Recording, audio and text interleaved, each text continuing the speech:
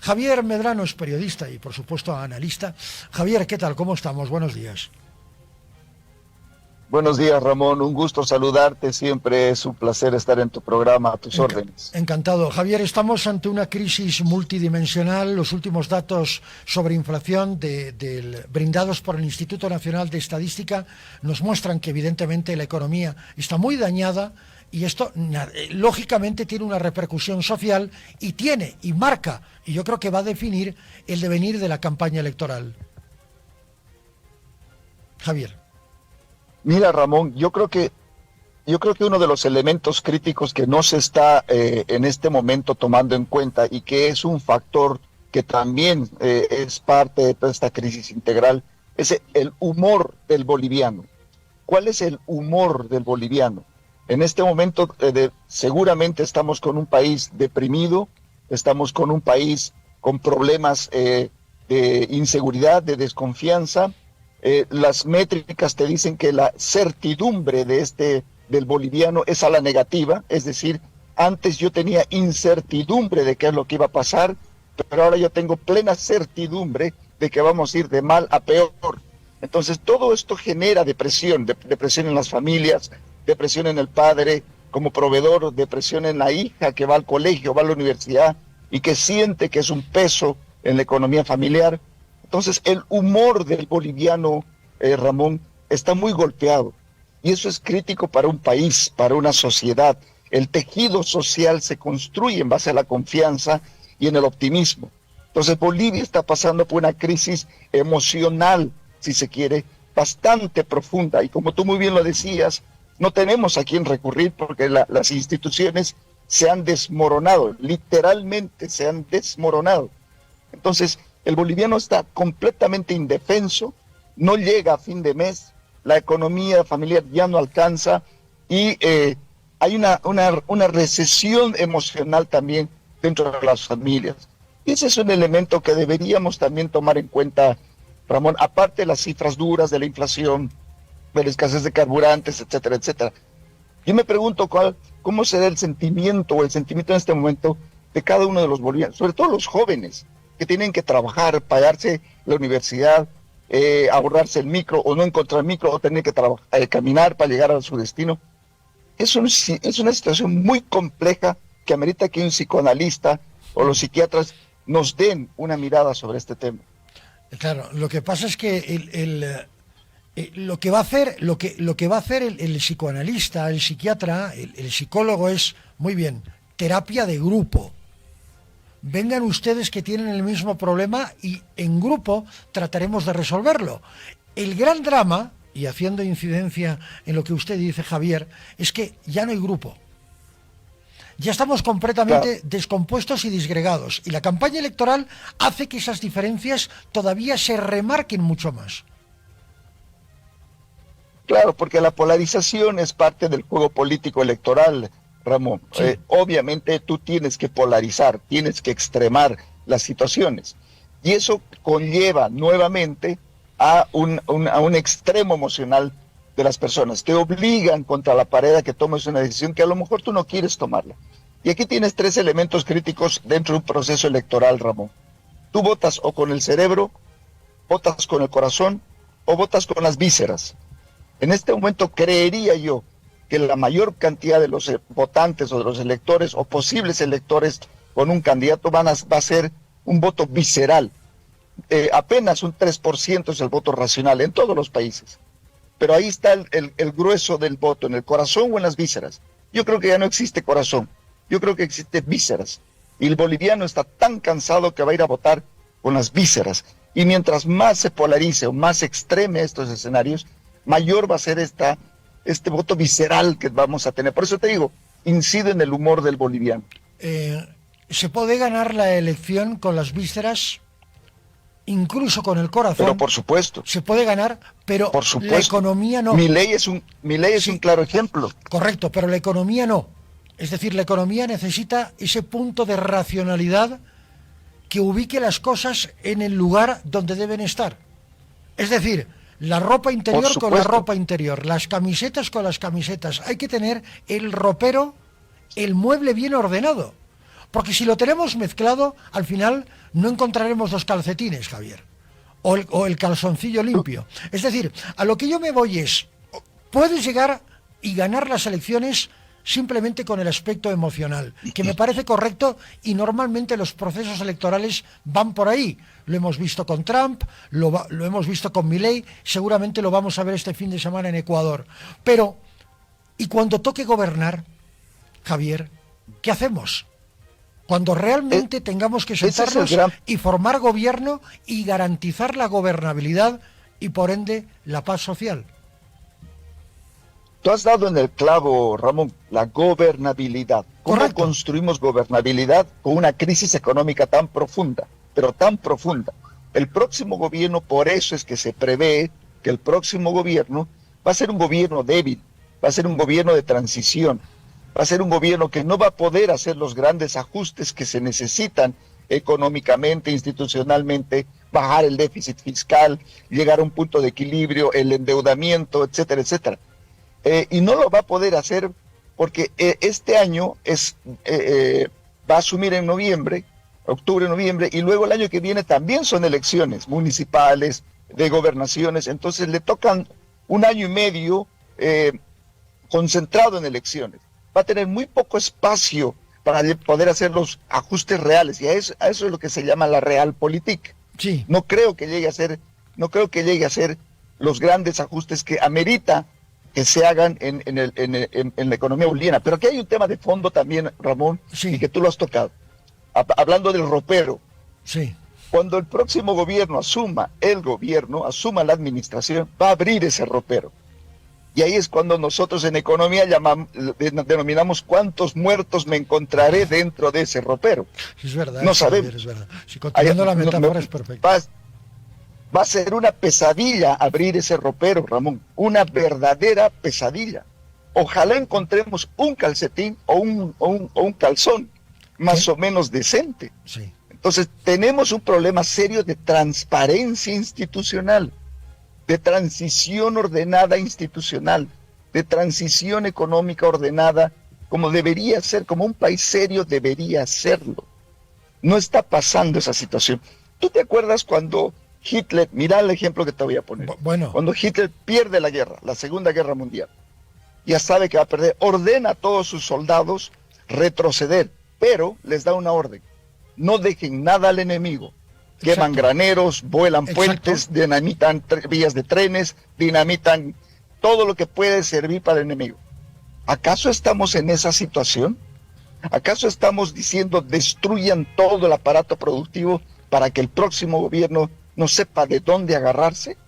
Metamos la cantidad de muertos posibles dentro de ese ropero para que la sorpresa sea tan mayúscula que no puedan gobernar. A ese nivel de esquizofrenia estamos llegando, Ramón. Si nos atenemos a los resultados de las votaciones parlamentarias, por ejemplo, para la aprobación del crédito japonés, la semana pasada, es evidente lo que usted está diciendo. Como que daría la sensación de que desde el Chapare el levismo está diciendo: señores, no concedan absolutamente nada al enemigo, nada. No le permitan levantar, pero ni un centímetro, ni un milímetro de cabeza. Que se queden bien agachados y que se acaben de hundir, para que nosotros luego lleguemos al poder, si es que llegan, si es que Evo es habilitado, y esa es otra, absolutamente con todas las garantías de ser los salvadores de la patria. Y yo creo, y lo he dicho en alguna ocasión, Javier, y no quiero ser dudoso en este aspecto, que el bloqueo parlamentario se termina en cuanto se conozca una posible habilitación de Evo Morales. Si Evo Morales es habilitado, los créditos van a volar en su aprobación. Creo que es una maniobra de chantaje, es un juego perverso, políticamente perverso, pero total y absolutamente real, Javier. Sí, por supuesto que sí, es un tema perverso. Hay un libro maravilloso de Bárbara Tuchman, correcto, que te lo recomiendo, sin duda, La marcha de los tontos, la marcha señor, de los imbéciles. Sí, señor. Y ahí es claramente lo que dice, que las personas no pueden optar por una decisión donde todos pierden. Esa es la peor decisión que se puede tomar. Entonces, el sentido común, Ramón, No existe el sentido común en este momento en la política, en el gestor de la cosa pública. Cuando uno se equivoca en el sector privado, afecta a la empresa y a un área de influencia pequeña. Pero cuando yo tomo una mala decisión desde el área pública, yo estoy afectando a todos los bolivianos. Entonces, se ha perdido el sentido común, se ha perdido ese pensamiento de bienestar del boliviano. Está más la mezquindad política y esa mirada de cortísimo plazo de romper todo.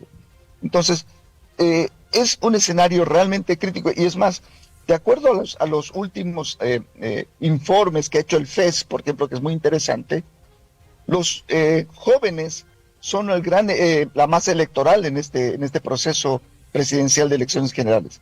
Van a ser los jóvenes los que van a tener un voto muy importante, pero los jóvenes están completamente desencantados, no solo con la política, sino con los gestores de la política.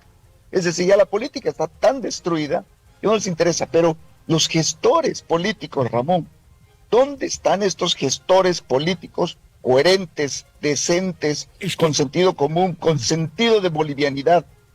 Nómbrame uno, no hay, no existe. No hay. Entonces también se ha caído a la gestión política. Claro.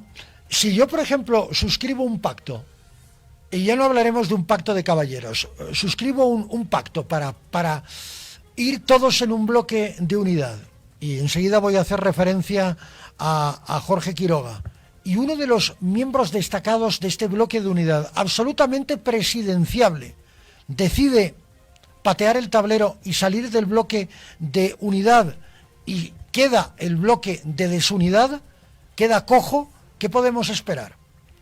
¿Qué palabra empeñada puede ser lo suficientemente válida y creíble de cara a poder eventualmente asumir la presidencia del país? Si un día yo te digo negro y al día siguiente te digo blanco, pues no voy a tener credibilidad, no voy a ser sujeto de tu crédito, desconfiaré. Este es el gran problema que hay ahora con Jorge Quiroga. Ha generado él mismo una profunda sensación de desconfianza entre los votantes. Yo no sé si se ha pegado un tiro en el pie, pero cosas más raras en política se han visto, sobre todo en el país. Pero yo creo que la maniobra y la estrategia política de Tuto ha sido definitivamente errada. Ahora, aquí hay un tema de fondo, Ramón, con el tema de la decisión de Tuto Quiroga. Yo escuchaba a Gary Prado, que es el vocero del bloque, en este caso de Doria Medina. Sí. Y él decía que este fin de semana se van a dar a conocer los resultados de estas elecciones primarias con estas encuestadoras. Encuesta. Sí. Pero dijo un tema que me alarmó muchísimo. Dijo, no vamos a dar a conocer los resultados, los porcentajes de la encuesta. Entonces, solo vamos a dar a conocer el nombre del ganador.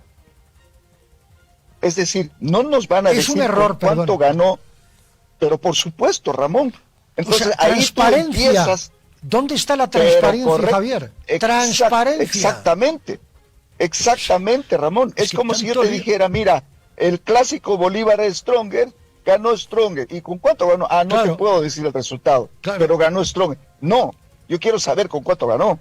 Claro. Entonces, ese es el problema. Ahí es donde Tuto Quiroga empieza también a hacer sus maniobras, se sale, se justifica en una posible autodescalificación por parte del órgano electoral, pero también este tema crítico de fondo, Ramón. No podemos seguir golpeando la transparencia, no podemos decir, este es el candidato a la oposición que ganó y no saber los porcentajes. Entonces, ¿a dónde estamos? Ni un lado ni el otro te da esa transparencia, esa seriedad de gestión.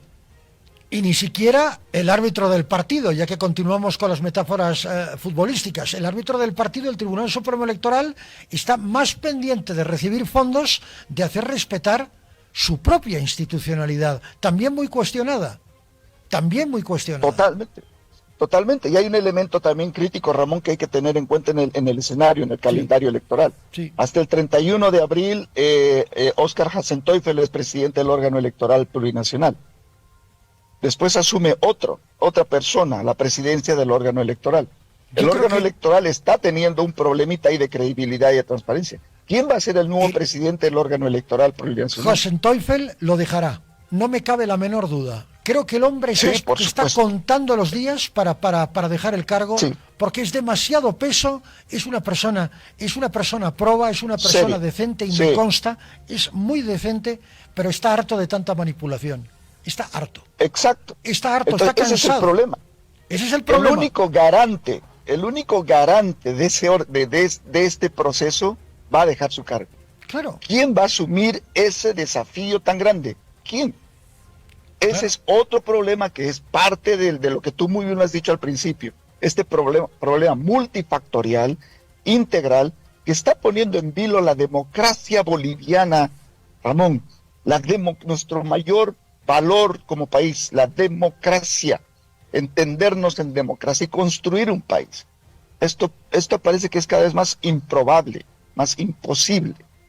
Qué triste. Así mueren las democracias, decía Moisés Naim. Sí, es verdad, pero no está muerto quien pelea. Y no está muerto quien pelea. Claro, evidentemente usted ha hecho referencia a ese capital humano, a esos jóvenes votantes, que siempre decimos lo mismo ante cada proceso electoral. De los jóvenes depende el cambio estructural en el país, porque la innovación, etcétera. Habría que preguntarles a los jóvenes, ya no sé si en una encuesta, al menos si realizara yo, por ejemplo, una encuesta, la haría avalar previamente por el Tribunal Supremo Electoral para evitar cualquier tipo de multa o sanción, pero se debería hacer un sondeo de opinión entre los jóvenes para ver si evidentemente, como usted ha dicho hace un instante, creen o no en el país. Ya no estoy hablando del sistema democrático, en el país. Sí, en el país. Somos un país expulsor de talento.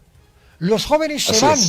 Si ven una oportunidad, por mínima que sea, de irse a la Argentina, a Brasil, ya no diremos Europa o Estados Unidos, que está muy difícil, pero si ven una oportunidad de salir, se van y difícilmente vuelven. Vuelven para celebrar el carnaval, el cumpleaños del tío, del abuelo, cuando hay dinero para ello, pero luego se van incorporando a sociedades mucho más estables. Sociedades donde se puede reposar, pensar y crear, no donde vives con el Jesús en la boca, viendo opciones para sobrevivir.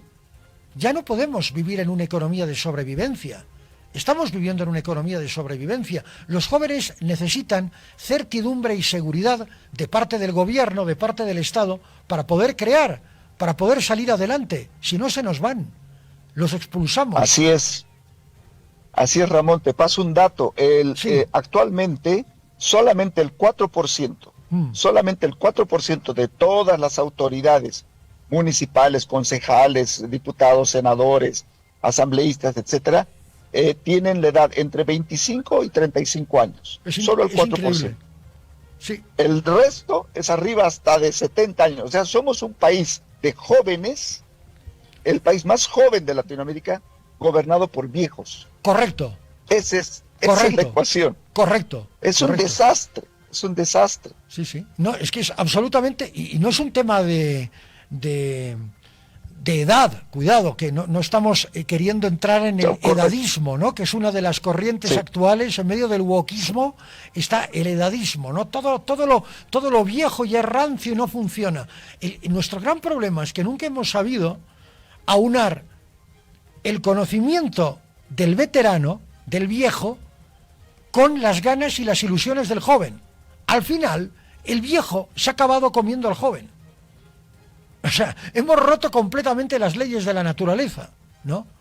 Aquí no es el más fuerte el que se come al más débil. Es el viejo, con el poder que ha creado y con las instituciones rancias que ha creado, el que no le permite surgir al joven. Es así. Es así. Es así. Los bloqueamos nosotros mismos. Ramón. Nosotros mismos los bloqueamos. Sin duda alguna. Pero yo quiero rescatar un tema más en esta ecuación que estás planteando, Ramón, y es una idea, que lamentablemente al joven no se le está dando las condiciones de prosperidad o de bienestar. Exacto. Lo estamos precarizando, como tú muy bien lo has dicho. Y esa es la persona que va a pagar las futuras pensiones de AFP. Ese es el nuevo músculo, el nuevo motor de este país. Y lo estamos perdiendo. Nos vamos a quedar con llantas desinfladas y sin un motor de producción. La Conozco a muchos jóvenes que son compañeros de mi hijo, muchos bolivianos que viven concretamente en España y en Cataluña, que me dicen, que hablan con mi hijo permanentemente, mi hijo boliviano, viven allá y dicen, bueno, ¿y qué vamos a hacer? No podemos utilizar nuestras tarjetas de débito. Tenemos que contentarnos con un monto determinado cada mes, $100 al mes. Con $100, con 100 euros, no vives en Europa. Y yo les digo, o le digo a mi hijo, oye, peor estamos nosotros aquí, que estamos peor. Tú al menos sales ahí y ves una sociedad más o menos ordenada, ves estabilidad. Si quieres vivir ausente de la política puedes hacerlo, porque te puedes refugiar en el arte, en la cultura, en el cine, en el teatro, en la música, en la literatura. Pero es que aquí, incluso, estos falsos gobernantes, estos malos políticos, nos han arrebatado la capacidad del ocio. Ya no tenemos esa capacidad para pensar en otra cosa que no sea cómo salir, cómo sobrevivir al día siguiente.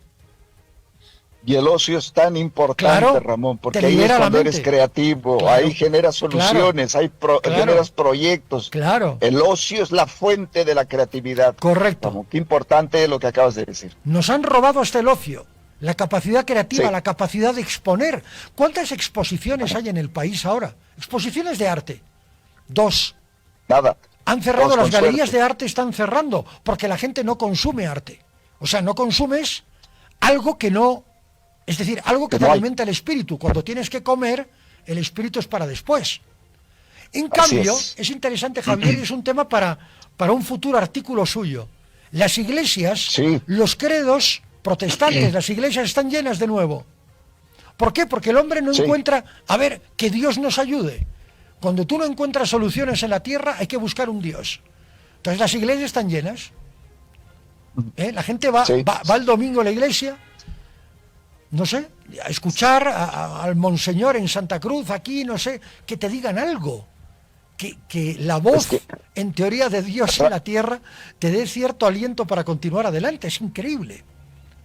Ramón, increíble. ¿tú te das cuenta de lo que estás diciendo? Sí, claro. La connotación que tiene lo que estás diciendo. Mira, sí, claro, no sabes la cantidad de gente, no sabes la cantidad de gente, Ramón, que está esperanzadísima con un gobierno diferente al MAS, con alguien que solucione este problema. Claro. Esa esperanza es gigantesca, Ramón. Yo no quiero estar o no quisiera estar en los zapatos de los candidatos que quieren ser presidentes, porque la tarea que van a tener, y utilizo una palabra de Borges, hercúlea.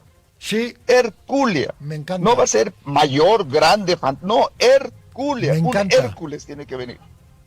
Así de grande es el desafío. Entonces, no es en un plazo yo voy a solucionar. No. Están jugando con la esperanza de los bolivianos, y eso es crítico, Ramón. Yo me quedaría... No nos queda más. No nos queda más. Yo me quedaría, por ejemplo, hablando de quedar horas hablando con Javier Medrano, porque es una persona lúcida y además es la simpatía personificada. Y lo leo permanentemente. Un abrazo enorme, querido Javier, y mucha suerte un abrazo. y prosperidad.